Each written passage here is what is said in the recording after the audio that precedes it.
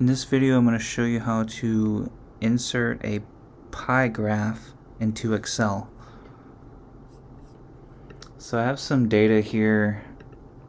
This is kind of some sad data, but motor vehicles, occupants killed, and then it shows by vehicle, and then depending on the vehicle type, how many people died or how many occupants of those vehicles died, types of vehicles. So to insert a pie graph, we just need to select our data, go to the Insert tab. We have this pie option here. 3 different options. I'm going to start actually with the option that I've used the least, donut option. And so with the donut, it's kind of like a pie graph, but this one seems a little bland actually. I like seeing the percentages in the graph, and I like seeing the donut a lot thicker, as I would a regular donut. There we go. See, this option even gave us labels, and we can actually change this even more with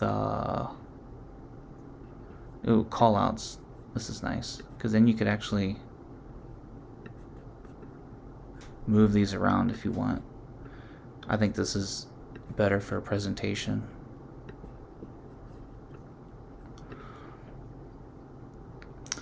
So there's the donut, and then you have all these different styles you can choose from. Oh, and we can also move the legend where we want. We can move this to the bottom. And yes, we can change this to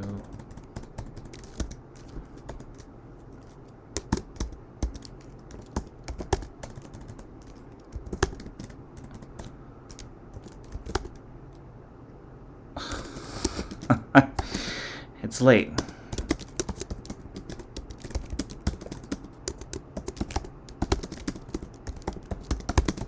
Okay. So that is the donut graph, or donut pie graph. A lot of different ways you can slice it. So if we select it, we can go to chart design, change the chart type. This is a cool one. This is actually great for presentations. It's like a 3D pie chart, and if we select this, if we flip through here, because you're definitely going to find something cool. Black background.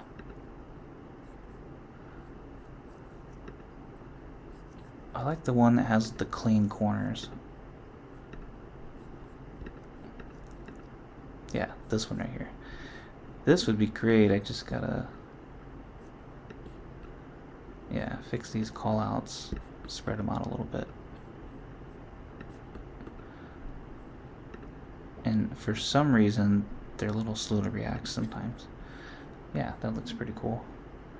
And just like with the donut, you can change where you want the legend to appear, and we could take out the data labels completely,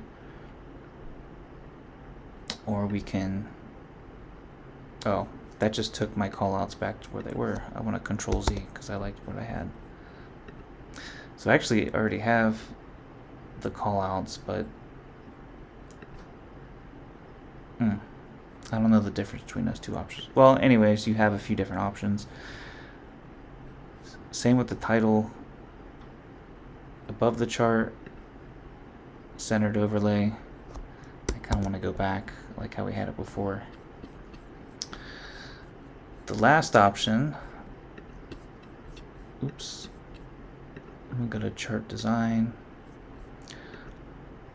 This is like your standard pie chart. And we have the same options. We change the same 3 options with chart title, data labels, and legend.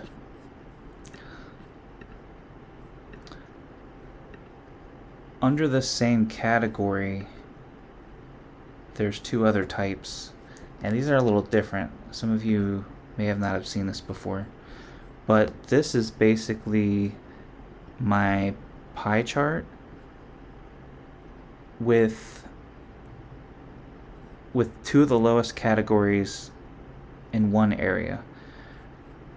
And then so they just give you an exploded view of some of the smallest categories. So this would make sense if you had, I don't know, if we had like 3 that were under 500 and they're really hard to see in the pie chart, but they're data that you really want to focus on and compare against, then this would definitely make sense. And I think the last option, I've actually never used the last option, but I think it's the same.